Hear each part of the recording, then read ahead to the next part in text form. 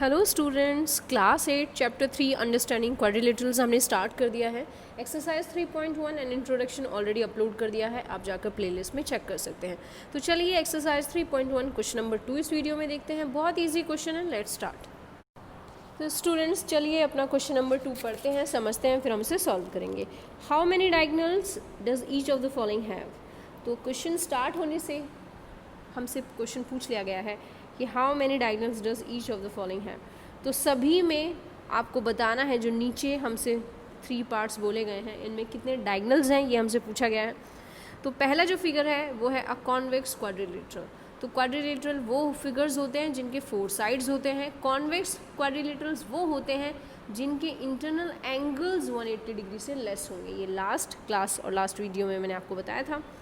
Now a regular hexagon, आप अगर नहीं जानते हैं तो आप ये ध्यान रखिएगा, पेंटागन जिनकी 5 साइड्स होती हैं, हेक्सागन जिसकी 6 साइड्स होती हैं। तो इस तरह नाम से आपको दे दिया जाता है, जिसे हिंदी में पंचभुज या षटभुज कहा जाता है।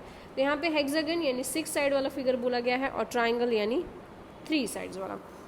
तो चलिए स्टार्ट करते हैं और हिंदी में एक बार मैं क्वेश्चन आपके लिए रीड कर देती हूँ। निम्नलिखित प्रत्येक में कितने विकर्ण हैं, ये हमें बताना है। डायगोनल्स को हिंदी में विकर्ण बोलते हैं। एक उत्तल चतुर्भुज, एक समषटभुज, एक त्रिभुज। तो फर्स्ट फिगर है हमारा अ कॉन्वेक्स क्वाड्रिलेटरल। तो यहाँ पे ले लेते हैं a convex quadrilateral. Convex quadrilateral और इसे हिंदी में लिख लेते हैं उत्तल चतुर्भुज। उत्तल चतुर्भुज।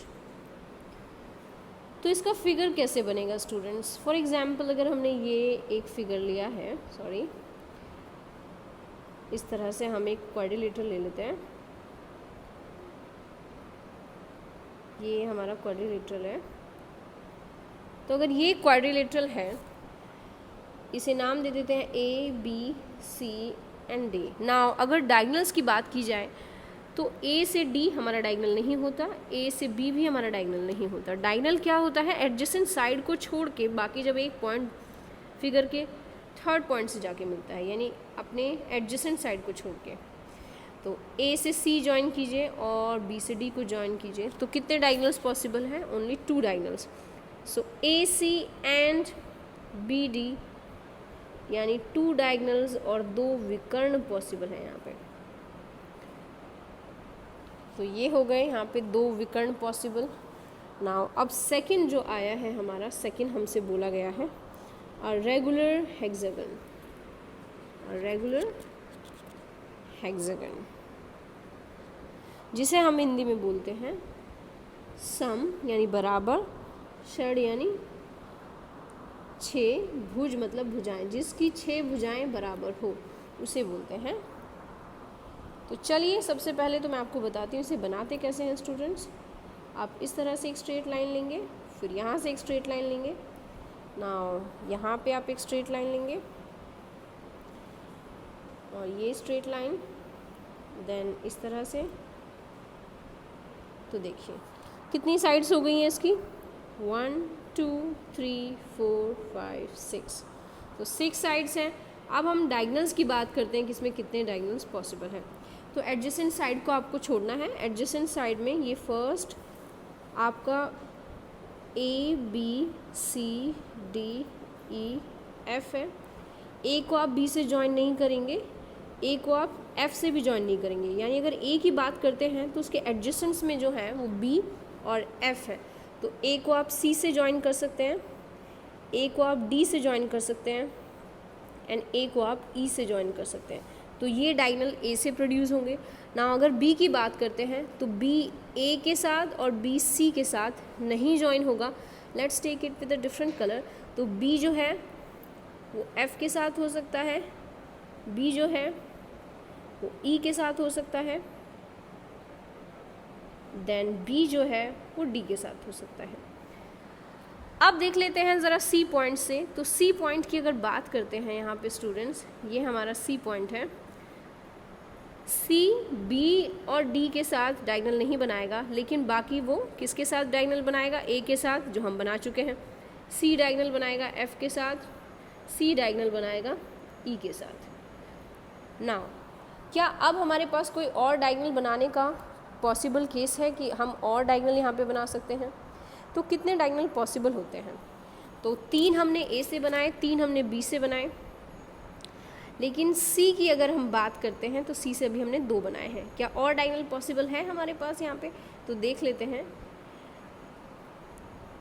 Let's take it with a green colour. अगर डी की बात करते हैं तो डी हमारा, ये देखिए डी हमारा ई और सी के साथ डायगोनल नहीं बनाएगा, लेकिन डी हमारा बी ए एंड एफ के साथ बनाएगा। डी है बी और ए से ऑलरेडी अटैच्ड है। अब डी किसके साथ बचा है? सिर्फ एफ के साथ ज्वाइन नहीं हुआ है। तो ये देखिए ये हो गया, मैंने यहाँ पे ग्रीन कलर से ले लिया ताकि आपको ईजिली विजिबल हो। तो ए से 3 ये लाइंस मैंने कलर्स इसीलिए किए हैं ताकि आपको ईजिली विजिबल 1 2 एंड 3 डायगोनल्स ये हो गए। देन बी से 1 2 3 डायगोनल्स ये हो गए।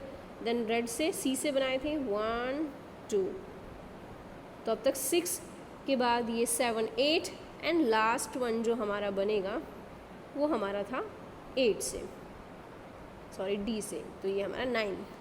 तो 9 डायगोनल्स हमारे पॉसिबल हैं। यहाँ पे हम लिखेंगे 9 डायगोनल्स, और इन सभी डायगोनल्स के नाम आप लिख सकते हैं।